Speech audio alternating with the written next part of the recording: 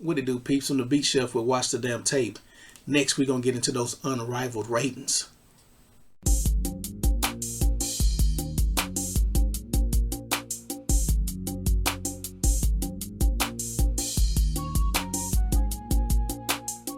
Welcome, new subscribers, old subscribers. Hit that like, share, and hit that bell to get notified when I drop my next video. Let's get into them ratings. The first games were on January 17th on a Friday night. That first game was the Lunar Owls, led by T.U.S.S.L.E. They went up against the T.U.S.S.L.E, led by Brianna Stewart. That game drew 313,000 viewers. Viewership peaked at 364,000 viewers for the opener.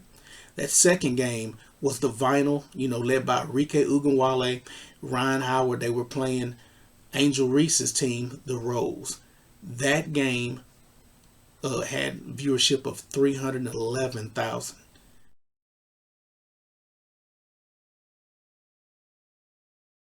For that one night. To me, these numbers aren't the greatest. It's going to take a couple weeks for these ratings to really get an accurate picture of what this league is going to be. I expect it to dip this coming weekend when they play again. I expect it to be in around the 250 mark. I don't expect it to be 300,000. To me, 300,000 was low for as much publicity and how much money they poured into marketing this league. The product overall this past weekend, it was mid. I'm just gonna be honest. The Monday game, I saw more bricks. People could have built houses. They could rebuild all the houses in California with the number of bricks I saw being shot on Monday night alone, especially in that Phantom game. Just bad play at times. Real choppy. The entertainment value isn't that great, especially, I told you in my previous videos, the crowd. 850, there's more than 850 people at some high school games, and the crowd is a little bit more engaged. Every game I've seen every game is the same thing. Crowd really not engaged. They just barely clap. They don't know when to cheer, when not to cheer. It's almost like it's a canned audience, and it doesn't look like 850 people. You can't even see all the people. Most of the people are behind the camera view that they got showing on the court. The production isn't the greatest with the play-by-play and Lisa Leslie. Lisa Leslie is kind of like a pom-pom artist. Everything's perfect. There's no criticism being given to any of the players, especially when the play is fast break, wide open layup like Vandersloot on Monday. Wide open layup, missed. No mention of what players can do to improve on their games, or what players did and have improved in when they come to the league. There's no constructive criticism given by anybody. Even in the studio, it's the same thing. Everything's like perfect. So this league is kind of like the WNBA, where you can't criticize anybody. And that seems to be a reoccurring theme.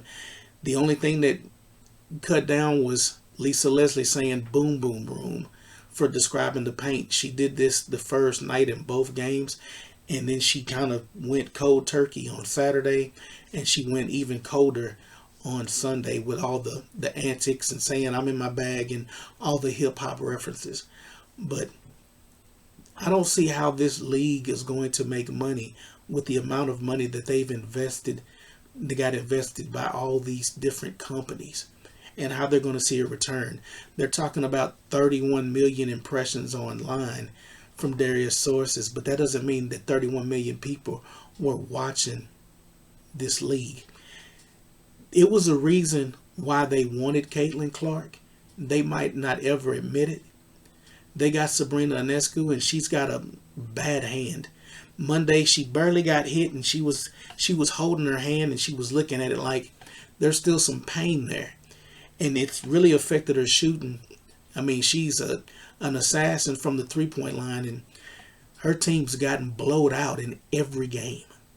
Has looked non-competitive. They don't even look like they could beat a Division II school from a college, a Division II school college right now. The way they play, but this league, those numbers are telling. Those numbers are telling. They try to make the numbers look great by comparing it. They said that these numbers were higher on average than the WNBA in games without Caitlin Clark. Well, you can't do that.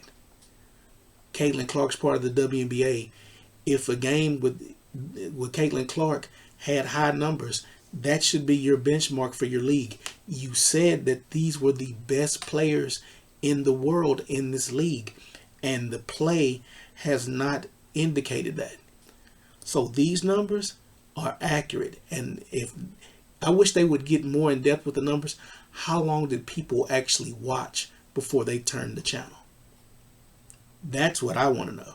But it's going to be interesting to see what the numbers are for week 2. And as we get to the halfway point, what we really see, did the numbers go up, or did the numbers continuously drop, or did they just level off and it stayed at 300 for the duration of their season? Because their season is only a few weeks.